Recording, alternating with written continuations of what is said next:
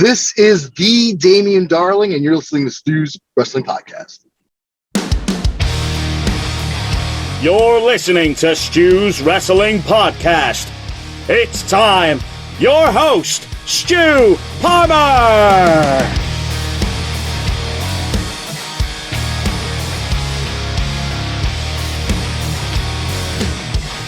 This is episode 124 of Stu's Wrestling Podcast, and I've got a treat for you, my listeners and viewers. It's none other than pro wrestling historian, a man synonymous with pro wrestling for over 50 years. It's Mr. John Arezzi.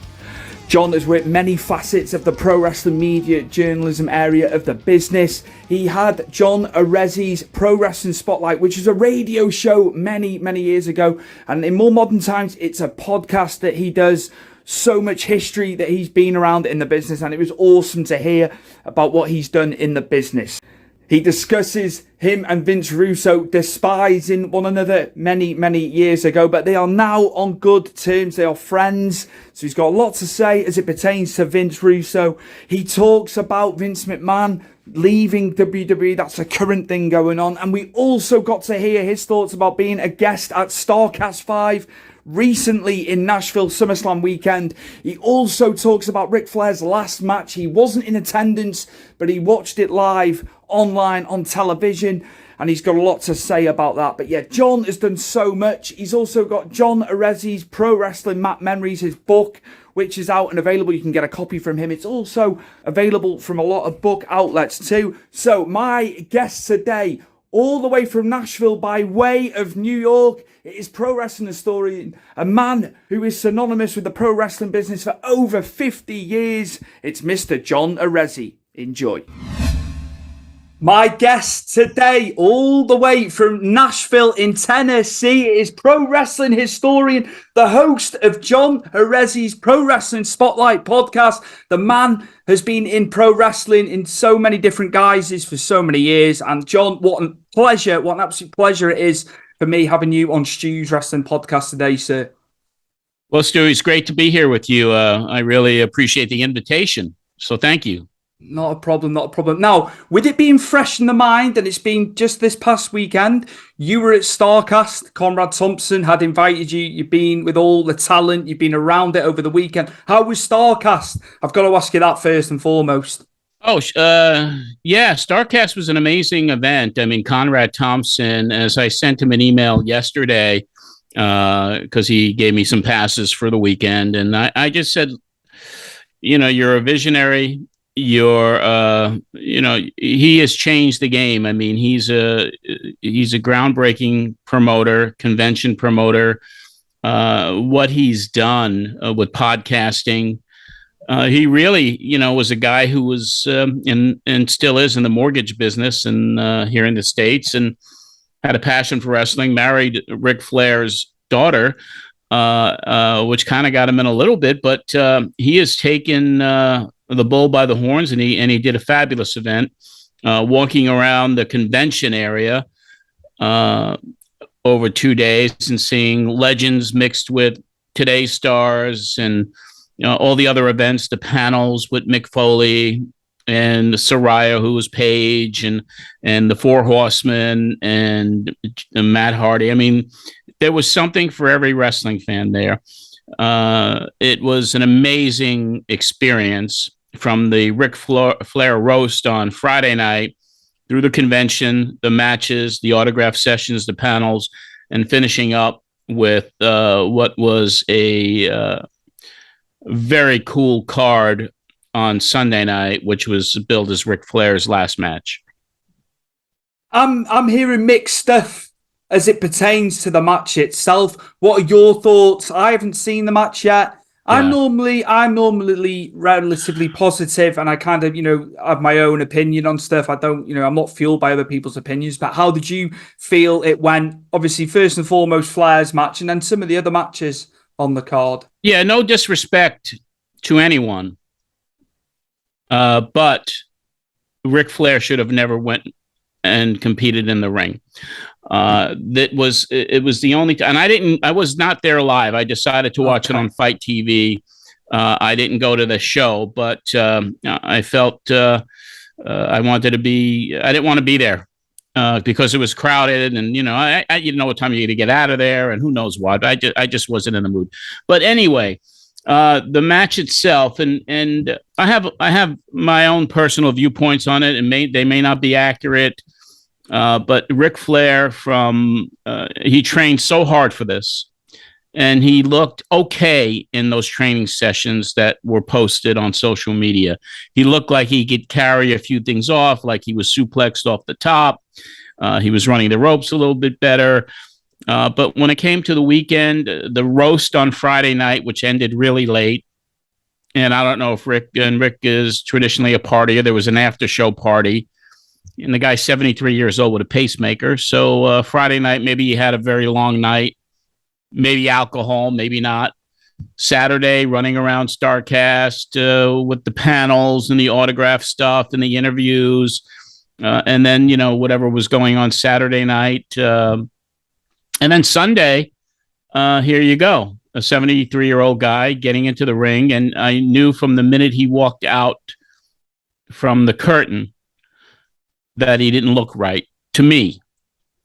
And it was sad. I mean, it was the only time ever that I was yelling at a TV screen to stop the match, because I literally thought that Rick was going to die in the ring.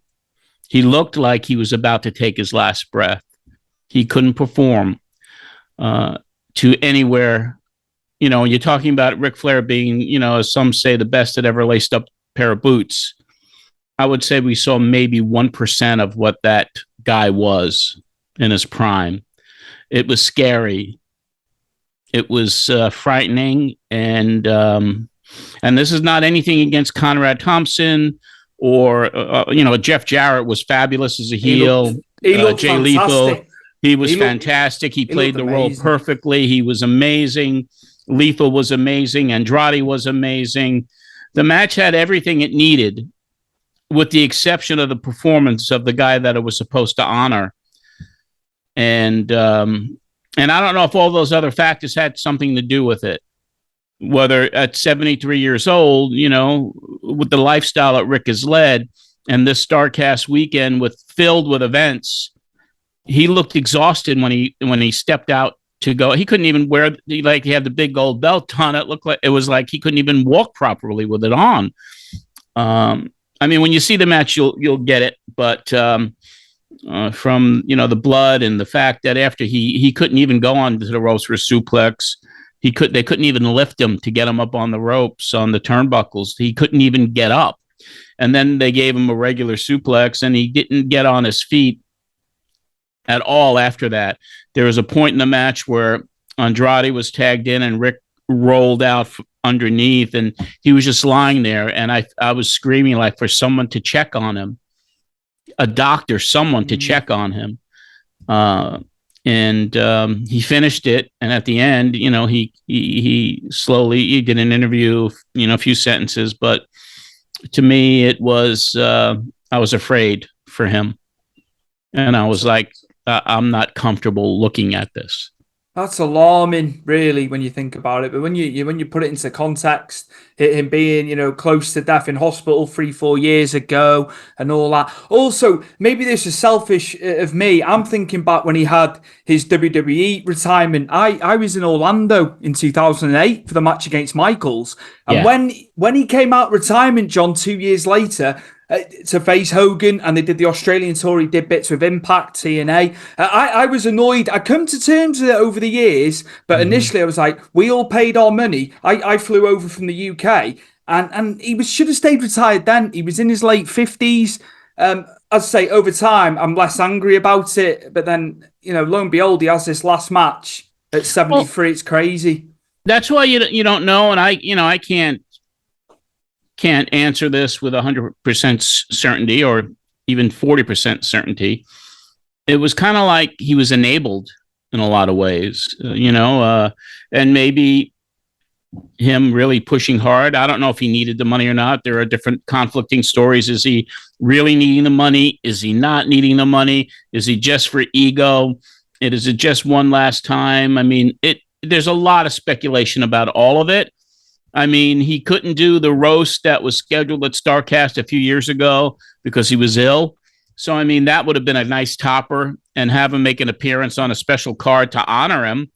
And who knows? You know, everything is speculation, and you know, maybe he convinced Conrad that he can do it one more time, and they saw those early training. They put it together, but when it came to the actual execution of what was promoted so heavily, me personally, as somebody who's been in the business on and off for over 50 years, I was sad, and I was frightened for him. That's you know, for you to say that as well, it just goes to show what, you know, what were the family going through as well. You know, if you're they were all at ringside. I mean, there was a little angle with Karen Jarrett and Megan, you know, Conrad's wife, Rick's daughter. There was a little hair pulling, but everyone kind of looked concerned. There was no, I mean, what was really interesting was that there were several, you know, WWE Hall of Famers in the front row: Undertaker, Mick Foley, Bret Hart, and others that were there. But the look on their faces, you could tell that they were very concerned, especially Undertaker. I mean, when after the match, when Flair went over to the rail to shake his hand, and Flair looked like he didn't even know where he was half the time. But the way Mark Undertaker was whispering to him, talking to him, the deep look of concern on his face. You know, it wasn't like, "Hey, you did it," gave him a hug. There was no smiling by him or Mick or Bret Hart. They were all sitting together. And Michelle McCool, Undertaker's wife, was sitting in that row too. Charlotte was there, but she didn't make her presence known. Maybe she wasn't allowed to. But yeah. Most of Rick's other family was there, and it didn't look celebratory to me. It kind of looked like, thank God it's over. He did it, and thank God it's over, and he's still breathing. But what happened after that, and where he was taken after that, you know, I haven't called anyone to ask some of the insiders that I know. But the only rumor I heard was that he was whisked out of there pretty quickly. And so hopefully, you know, hopefully he's feeling better. He's always been resilient. But that literally was, I never thought I'd see somebody die in the ring. And Sunday night, I thought I'd see someone die in the ring, which was a legend. I thought he was going to die in the ring. I've still got to watch it, but off the basis of that, I'm sure I'm going to go through the same thing. And I'm watching it. I'm not watching it live or in real time. You know, I want to know what's happened. But John, I've got to get onto you. You have been in the business for so many years. This is the primary reason I'm having you on. And, you know, you've taken photographs. You've done all sorts of stuff. You're an author. I was looking through some of the photos you've taken over the years, man, and some of the stars. And just how was it? How was it back then, the business for you? When you got inside, and how did you feel being around the business? Well, I mean, the thing about wrestling in me is that I go into it for a certain number of years, and then I leave it, and then I come back. I mean, this is the third time I've come back, and this is not full time for me any longer. But back when I was a kid, I was just a fan. And as a 12-year-old and a 14-year-old getting to go to the matches for the first time live, there was a law in New York you couldn't get in until you're 14, and started taking some pictures and, you know, starting Freddie Blassie's fan club and just kind of finding a knack in being able, even with a small little Instamatic camera, as they called them back then, to, you know, have good timing when it comes to taking a photograph. And it eventually led to lots of photos as an amateur. And then I finally started selling photos and stories to some of the newsstand wrestling magazines at the time. I got to be a ringside photographer at Madison Square Garden, which was amazing to me. And I got to travel around back 50 years ago to cover some of the real legends of the business, like Bruno Sammartino in the beginning days of Andre the Giant and Freddie Blassie and Pedro Morales, and on and on and on. I mean, I have thousands of pictures that I shot back in the day. And also when I was even a little bit younger, 8mm films that I shot at ringside at Madison Square Garden. including footage of Andre the Giant's very first match in New York. And the first time he was called Andre the Giant, it's the only footage of that debut that exists. Incredible. I was so, sorry, carry on. No, it's been great. And now, when you reminisce and look back, and I get to post some of these archives that I have on social media, and I always get really good engagement for them, even though they're so old, the photos. It was a time that was kind of magical for me as a photographer. Amazing. Madison Square Garden, for you to extend off, speaking about Madison Square Garden, how was it? I love asking people about venues that they went to when they were younger. I went there in 2013. I was there for the Hall of Fame back at WrestleMania. So I got to see Bruno go into it. It was amazing for me to finally get to MSG. But MSG for you, John Arezzi.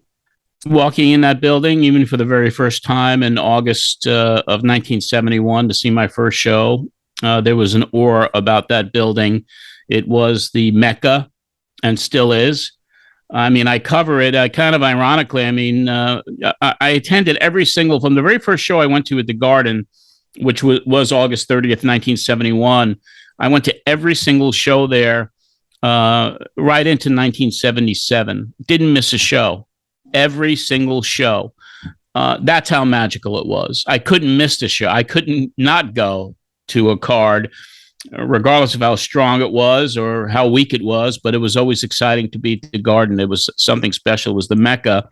And I started a podcast recently called Memories from Madison Square Garden, where every 50 years to the date of the show that I attended 50 years ago, I used that as an anniversary to do a podcast about that night and what memories I have. And so that's kind of a cool little podcast, one of the podcasts that I do.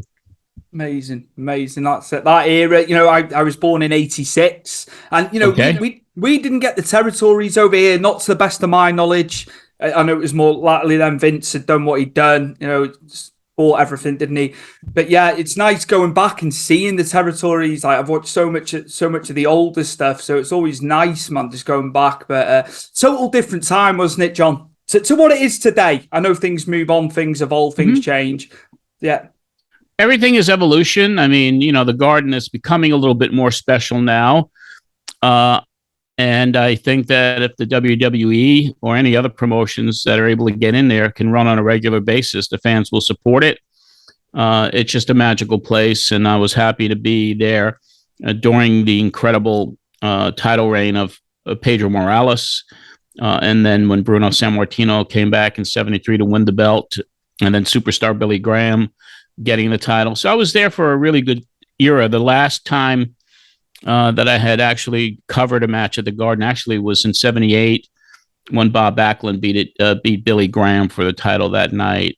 And ironically, I was kicked out of the building, not out of the building, but out of Photographer's Row that evening because 3 weeks earlier I was on TV wrestling Dusty Rhodes. And they were like, your pictures in the program, you can't take pictures here anymore. You're what are you, a wrestler or a photographer? What are you? So I wrestled as a brief failed experiment. I wanted to see what it would be like, and I was writing a story about it for Ring Wrestling Magazine, but that cost me, jobbing for Dusty cost me a job as a photographer, basically. How was it getting in there with Dusty? We've got to extend off. Oh, it was amazing. It was amazing. I mean, I didn't know what I was doing. I had no training. The match is on YouTube. It's myself and Savannah Sousa against Dusty Rhodes. I had no formal training at all, like the ring, and I knew people obviously, and got booked on that show, and had 2 matches on those TV tapings, and Dusty kind of was very stiff with me after I proved to him in the very beginning of the match that I didn't know what I was doing. And not ironically, but really heartwarming to me was this past weekend at Starrcast. I met Dusty's wife and daughter, who I'd never met before. They started the Dusty Rhodes Foundation, and I went up to them and told them my story about how I worked with Michelle's husband and the daughter's daddy, and showed them a couple pictures. And it was kind of cool for me. But yeah, wrestling Dusty was amazing, and he was Dusty, man. He was kind of top of his game and just explosive with popularity in the Federation at the time. And it was an honor then, and it's an honor now just to even talk about it, that I was in the ring with one of the best. What are your thoughts on modern wrestling, the modern product? I'd like to hear that. How do you feel? You know, you've come through 50 years doing what you've been doing, so I know it's changed. But what are your thoughts and feelings of what we're getting now? What the consumer is getting? Because I love to ask you guys. Yeah. I mean, it's evolution. I mean, nothing stays the same, whether it's music or movies or anything. Wrestling 50 years ago was different than wrestling from the 30s. I liked it was more storyline driven. It was more heels. It was a simpler process back then, and there were a lot of territories to work. And then, when you look back into the WrestleMania era with the Rock and Wrestling Connection in '84, that kind of changed the business. And then when you go into the Attitude Era and what was going on in the 90s, that changed the business. And ECW changed the business. And now what's going on with AEW and the promotion and the presentation is changed. It's much faster. There could be, a much smaller attention span. So you got to keep moving things very, very quickly. Where years ago, you could have a storyline that would develop over 2, 3, 4 months. And now it's kind of like, it's just different. It's evolution. It's the way the generational shift happens. Each generation is different than the past. So wrestling will change 10 years from now. It'll be different.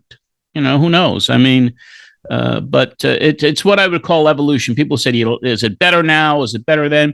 It's better for me then. For the fans today, today's the era. It's better than anything that's ever been before. So, I mean, it's personal taste. What do you feel with Triple H now taking the reins and Vince stepping down? I know you had said about Vince in a post, what he was known for and stuff, and then what's been reported in the background, obviously, whether that had a reason for him stepping down, because I think he would have gone on longer. But yeah, what are your thoughts with Triple H now in control? You're smiling there, John. Yeah, I mean, Vince McMahon is Vince McMahon. Vince McMahon has always been who he is. And he kind of always felt Teflon. So, I mean, what's happening today, I think it's for the betterment of the business, for him to remove himself and to finally let the company go on without him. It had to be. I think Triple H is going to hopefully be able to take those reins, and he's a smart guy. I think the WWE will get better for the absence of Vince McMahon and the emergence and the power dynamic shifting. Stephanie's a smart girl. Triple H is a brilliant guy. There's wonderful businessmen around them. And, so whatever's going to happen with WWE going forward, I think it's going to be for the better. I think even on the announcing front, you saw a difference in Michael Cole's call of SummerSlam and some of the TV because he's being allowed to breathe. Mm. So, I think it's for the better overall. And Vince is Vince. I mean, he said he'd work till he died. But now it's a forced exit, and I don't think his problems are over. I really don't. I think Vince McMahon's problems are, there's more to come. I'm going to go back to another thing, scandal again. Yourself, Dave Meltzer, Billy Graham was on there as well. You were on Donahue in 1992. I've watched it a few times. Yeah. It was... Even back then, look all the stuff that's gone on, the steroids and the sex scandal with staff. And, you were on that show. He seems slippery to me, even then, Vince, in that. And we're going back 30 years. Well, I mean, it was a horrible time. And that's why on my podcast every week, Pro Wrestling Spotlight, I cover what I covered 30 years ago, literally almost to the week. And it just feels like deja vu because 30 years ago in 1992, I was covering all these sex scandals. And, even before that, things were going on, and, a blind eye was turned. And it was, deep down in my gut, I just kind of like, and I was always accused, oh, why are you going after him for? Why are you attacking? I mean, there were so many things that were wrong that were going on in that organization back then, and the stories that I was covering from the Ring Boys and all of this horrific stuff. And then, now when it comes out where there's hush money payments and all of these other things that were happening, it's kind of like 30 years ago it was going on, everybody. And even further back than that, it was going on. There were things going on. So, I mean, the culture is always dictated kind of by the person running the show. And that was the case after Vince took the promotion and bought it for $1 million from his dad in 1982. That's when it started. And a lot of people say, well, you attack him or whatever it is. No, he's done incredible things for people, and he's made a lot of people millionaires. He was a marketing genius, revolutionary, visionary, and all the things that he did for pro wrestling to take it into the mainstream, and all the deals that he cut. But on the other side of the coin, how many lives were ruined? How many deaths happened? Whether, it's not him personally, he didn't force feed wrestlers drugs. I mean, but the culture, the lifestyle, the workload, the environment, the mystery of what goes on behind the scenes, the true stories. There will be books and movies written about Vince McMahon in the future. I'm positive of that. Were you surprised, obviously, more latterly once he went to trial and all the things? He was wearing the neck brace. And obviously they had Jerry Jarrett in place, didn't they, if he was imprisoned? Did you feel he was going to serve some jail time? Did you think his days were numbered back then? I know we're going back a bit. What did you feel? Did you think he was screwed? Well, going into the trial, I mean, you felt like he had a really good shot of going away and being convicted. But the prosecution, just bumbled the case in so many different ways. And Vince and his lawyers were just so smart and sharp, from Jerry McDivitt to, I believe, Laura Bravanetti was her name, the other attorney involved with that case. And Vince, of course, wearing the neck brace for a little sympathy. I don't know or not, for sure. But it was kind of an orchestrated pro wrestling courtroom drama with a lot of fans in there cheering, and it was surreal. I was at the trial every day. But yeah, he had things in place, and that was the closest he came to kind of losing it all, I think. But he survived, and it just made his reputation of being, untouchable, Teflon, but eventually a suit of armor can only last so long, I think. And I think that suit of armor is off of him now. You wouldn't, you most definitely wouldn't get away with it today. Say it had happened in the now. I think he would have been down, wouldn't he? It was different. It was different back then. Oh yeah, totally. As much as it was in the public forum, I know that, and he was on TV and stuff with it. It's different now. He would have definitely served some jail time, just the way it is. Yeah, culture is different today, obviously. I mean, things that were tolerated years ago are not tolerated any longer. I mean, it's a real interesting time to see what's going to happen as we go forward into, learning more about what went down and what went on. And if there's anything else that's still to emerge, we'll have to wait and see. It's kind of like this drama that's playing out in front of you. Absolutely. Now I've got something to ask here. Is Vince Russo on your Christmas card list? I've got to ask. Well, I don't send Christmas cards out anymore. I mean, I did that obviously when I was younger and years ago, like everybody does, but mailing cards out. But if I was to send a Christmas card out, Russo would be on the list for me to send a card to. And it's everyone to say, what are you, crazy? I mean, you guys did. I mean, I'm listening to shows I did 30 years ago now, and I'm covering all the stuff that went down between us right now on my podcast. And I hated the guy back then. I despised him. He was my enemy. But we were able to talk this stuff out publicly. It's on YouTube. I mean, that's how I kind of got back into this a little bit. And when I heard that he was talking about me on a podcast in 2018, and I decided to say, all right, enough is enough. Let's kind of talk this out. So, I mean, he's polarizing. I know me personally. I mean, the things that I had to go through with him back in 1992 and 91, I wouldn't wish on anybody. There was a lot of bad stuff that was, when you bring someone into the business and then, you have a difference of opinion on the philosophy of the business. And I didn't like the direction, what was going on. He wanted to get into it as a writer, a journalist, or whatever. He liked the entertainment part of it. It was a match that should have never been. We should have never been partners. But if we were never partners, then he would have never been in the wrestling business.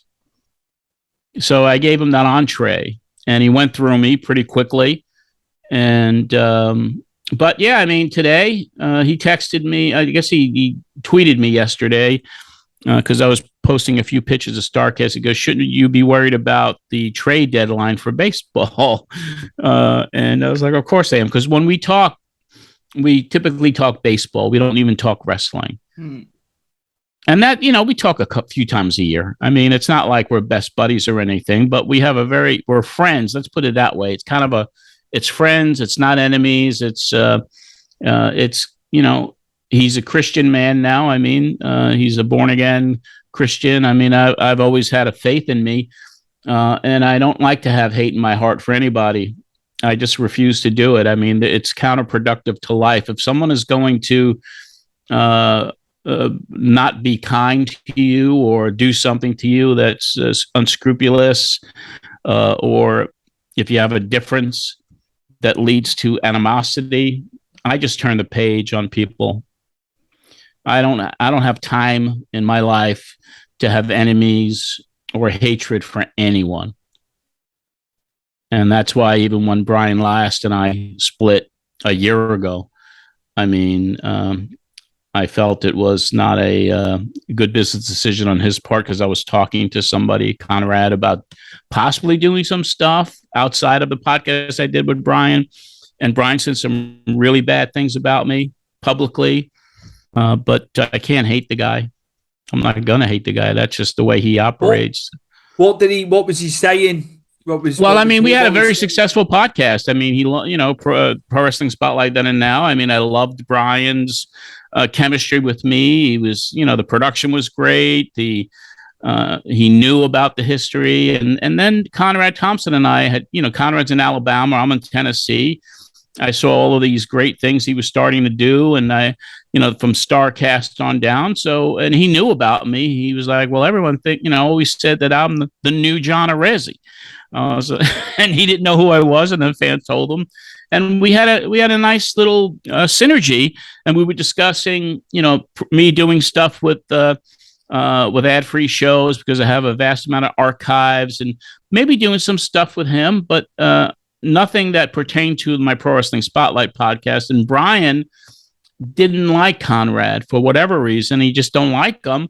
And he's like, if you talk to him or if you do something with him, then I'm pulling the plug on your show. And I was like, well, that's, we don't have a contract, or, there's not even money being made here, so why shouldn't I talk to somebody about some opportunities that might be beneficial for me, and to share my history with a company that could actually promote it in the right way? And when Brian gave me like a 30-day window, I mean, you got to make a decision. And then I was like, listen, I can't not talk to him. And that was the end of it. And he just said, all right, the show's done. And we were doing pretty big numbers. I mean, for what, not anywhere near the numbers he does with Jimmy Cornette. I mean, my goodness. But to show you, I mean, that you turn the page on stuff, it's like I still listen to the Two Cornet podcast every week. I just enjoy Jimmy, and I like their banter and their chemistry. But that kind of hurt. It hurt me when he did pull the plug, because I enjoyed that synergy and I enjoyed that podcast with him. And at the end of the day, it's like, how can I hate somebody? I'm not going to hate him. That's just the way he does business, and let him do what he does. So. And I'm doing my podcast now with Bob Smith, who was a historic wrestling journalist for Pro Wrestling Illustrated, and it's a nice chemistry. It's not the same show I did with Brian, but it still covers what I did, and it covers the history of the business, and I enjoy it every week. John Arezzi, I've got to ask you, was there ever a talent wrestler who you felt should have been more stratospheric? Maybe won more titles and stuff. Was there ever a guy that was underrated? I like asking you guys. I'm sure there is some guys that I'd like to find out from your perspective. I mean, in my perspective from years and years ago, I always gravitated to Don Leo Jonathan as a big man at 6'9" that I felt should have been a world champion.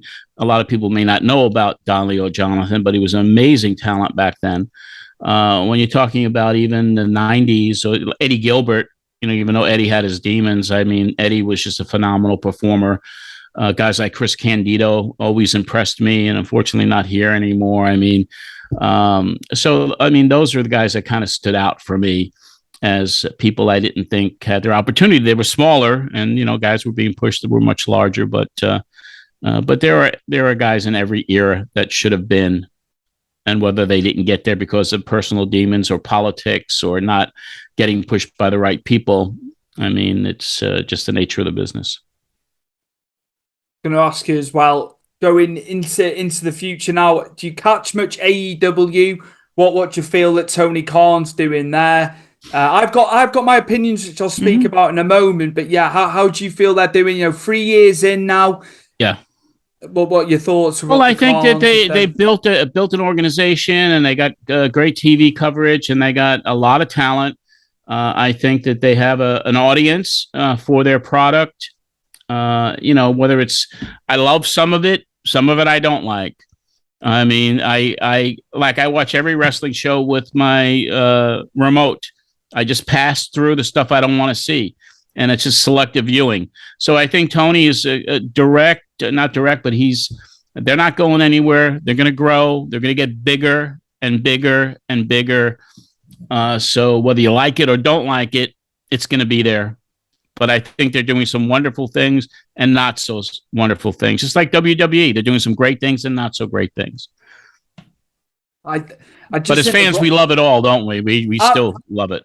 I think the roster, I know obviously they've acquired Ring of Honor, they're doing that as well. I get it. I just find sometimes just too many. There's too many. The roster, I know you've got to have a roster, a relatively, well-sized roster. And WWE, it's the same over the years. They've had massive roster. But I just think there's guys upon guys. There's all these factions going on. I think it's kind of, that's the only criticism I would have. I watch it every week religiously, John. But I just think the roster, it's just crazy. I know you need talent. Yeah, there's too many, but there's not a lot of places to work. There's not a lot of places to work that make money, at least. I mean, there are 2 promotions where you could actually make money to live on. And there's only a handful of guys on the indies that make, big money in the indies, don't they? Yeah, I agree. Now, you came out the wrestling business at various times, but I know you're also involved in the music business. So I'd like to come away from the topic of wrestling. I don't like to pigeonhole my guests as such on one topic. So going in, being in the music business and how that came to be. I've always loved music. I mean, from the time I was a little boy, and went to the Beatles show at Shea Stadium, which was my first concert when I was 9. And I just had a fascination and a love for the business. I mean, I got into music kind of like unexpectedly. In 1981, I was hired to work for the New York Mets in their minor league system as an executive, fresh out of college, working for a team that was in the minors. And one night I went to a nightclub, a little bar, a little dive bar, and there was a band that was on stage with this female singer that I totally was like, she floored me how good she was. And and fast forward, I quit my job with the Mets to start managing her. And she became one of the iconic figures in country music. Her name was Patty Loveless. A true Hall of Famer. So I got involved with her when she was in rock and roll, and that kind of brought me into the business of music, which was really, I would say, a step above wrestling when it comes to the types of individuals you got to deal with on the internal side of it. So throughout the 80s, and I was totally removed from wrestling at this point, really.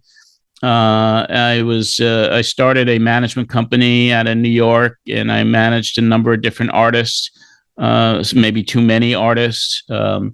And it gave me the opportunity to work in artist development. And then that company went under in 1989. And that's when I filtered back into pro wrestling and began the Pro Wrestling Spotlight radio show. And then when I got sick of pro wrestling in 96, I went back into music, this time in promotions and marketing for a country music station in New York, which eventually led to my being hired to open an office for a TV network here in Nashville in 2000. And I was the head of music marketing for a company called Great American Country Television. And then it led to my, in 2010, going over to become the vice president of a record label called Black River Entertainment, where I discovered a kid named Kelsey Ballerini, who's probably one of the top artists today in country and crossing over to pop. And so, I've always had the ability to identify talent. And so it's something I enjoyed, but the music business certainly changed. I was getting older and the artists were getting younger. I didn't have the same, I wasn't on the same plane. Artists were different. I'm getting older. It's generational. And at that time, over in what really got me out of music, and I'm still kind of in it in a way, but I started a crowdfunding company for emerging artists called the Bantwango with a friend of mine who I used to manage in New York, and we were funding artists' careers from their fan bases and opening doors to Nashville for them, which was kind of cool. And then the pandemic hit in 2020. And then everything kind of shut down. So that was kind of the exit. And right now, I still would like to get involved on the marketing or branding part of an artist's career. So I'm still out there doing a little consulting, but and still talking to people about doing stuff in music, because wrestling doesn't make a living for me. It never has. It's always been a love of the business.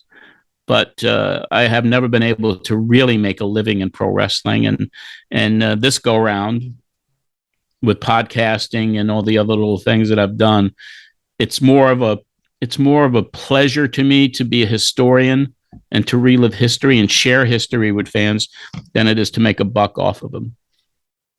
Cool, man. That's cool.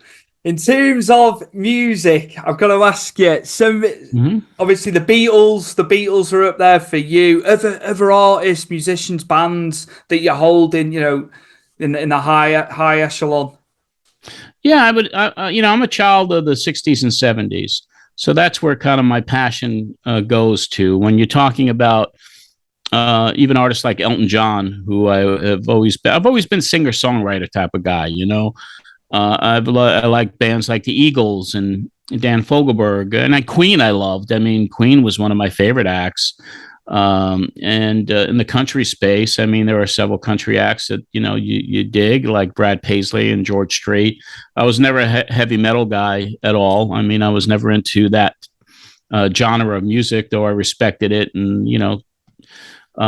as I respect anyone who's out there making music, but my tastes are really varied. When I listen to my music today, which I typically do every day, it's a wide variety of different eras, decades, and formats.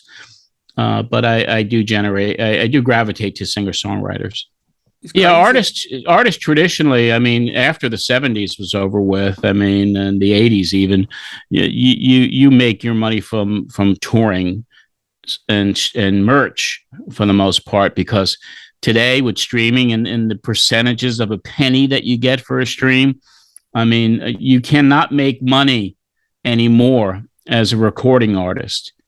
because of streaming. You can't. The labels are making billions. The publishing companies are making billions, but it doesn't trickle down to the writers and to the artists. That's why touring is so important. Sponsorships, merchandise, those ancillary revenue streams. But it's really sad that, someone can write a song and then you don't really make money from it. But the iconic artists of the day are making hundreds of millions of dollars selling their catalogs to Universal and other companies. I mean, hundreds of millions of dollars.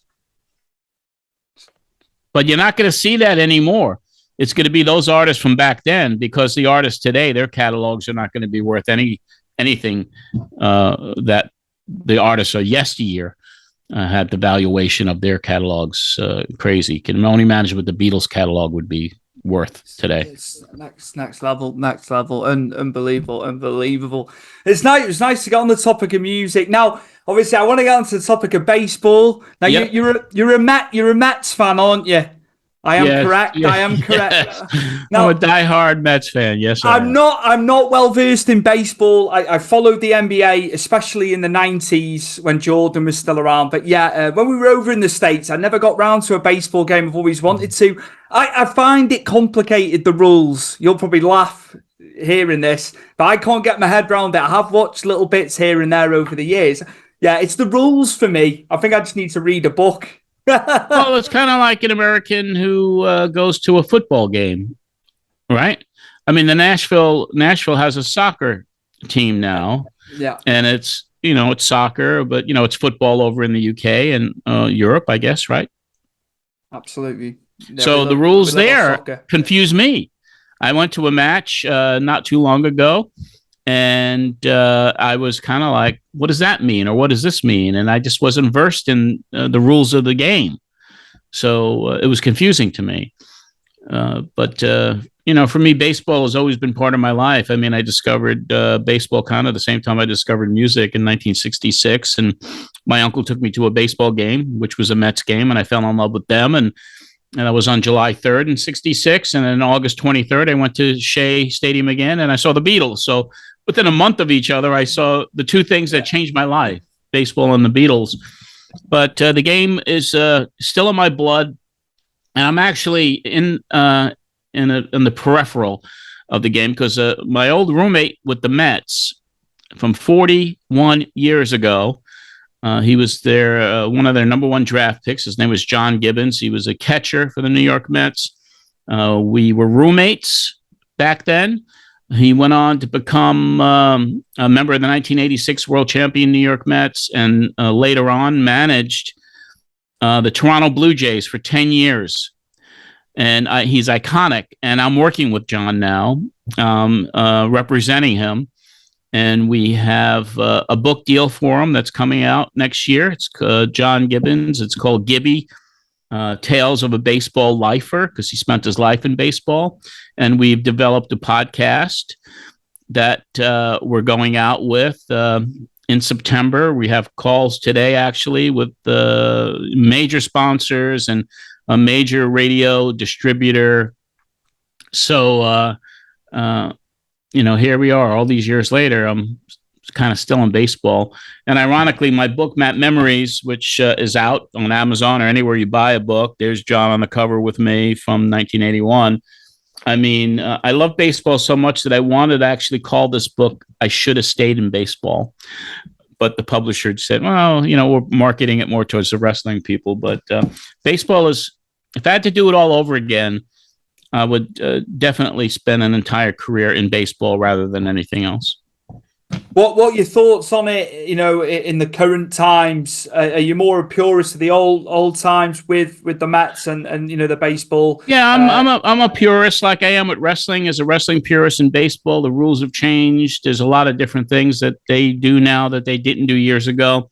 Obviously, the dynamics of the game has changed in a lot of different ways. The analytics of the game has changed it dramatically, and the money that's involved with the game with some of these players is just incredible. I mean, when a guy named Juan Soto, who's 23 years old, gets offered a $450 million contract from his team and turns it down, because he thinks he's worth more. I mean, that's insanity, but that's also reality.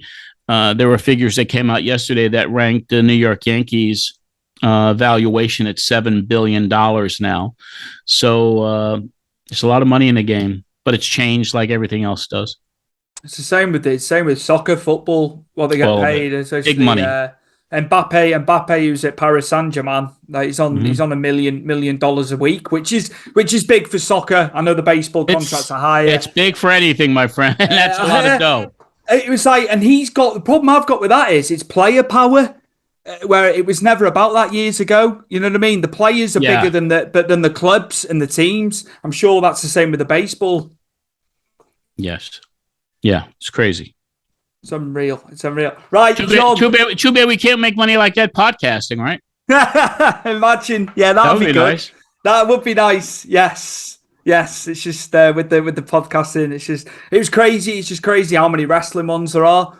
It's mental. And also, obviously, through COVID, there was a hell of a lot more as well. People needed something to do, John. Oh yeah, without a doubt. That's when I started mine. It was like. I'd like to just say in closing, if you can just promote the podcast. You've got a Patreon as well. Got it all. Got every little bit of everything. Yeah. If you want to, first and foremost, listen to the podcast, all you got to do is go to your favorite place where you listen to your podcast. It's called John Arezzi's Pro Wrestling Spotlight. Or if you're really into long ago history, Matt Memories from Madison Square Garden is also out everywhere. Patreon, you can support. I have on my Patreon page, I have everything from the entire archives of the Pro Wrestling Spotlight radio show dating back to 1989 and even further back, classic audio from the 70s.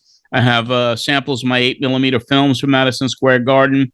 I have uploads of photo sets. So that's at patreon.com/John Arezzi. $5 a month gets you in the door, as they say, and there are several other tiers you can go into. Instagram, it's at John Arezzi. Twitter, it's at John Arezzi. And the book, Matt Memories, is out there and available everywhere still. And if you'd like a signed and numbered copy of it, all you got to do is send me an email, john@mattmemories.com, and I'll send you a link where you can order it directly, and I'll personally sign it and number it for you. Amazing. I know a lot of people like their old school wrestling as well, John. They'd be very interested in that book. No question. I know a lot of my friends are into the old school. So yeah, that's cool, man. Thank you. I appreciate it.